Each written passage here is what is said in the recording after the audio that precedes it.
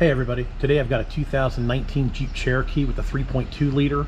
It has a P0456, which is a small evaporative leak. So we went ahead and busted out the smoke machine and smoked it, and come back here and we had a bunch of smoke coming out of here. So I pinched off the vent line that was still smoking. This white plastic piece here is the ESIM module. Sometimes they call it a leak detection pump.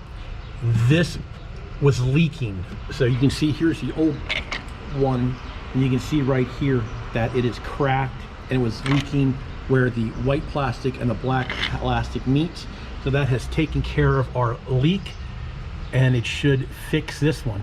Alrighty everybody, just a real quick one here showing you that these things are going bad a lot.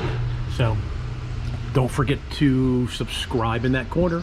Give me a like if you like my automotive videos.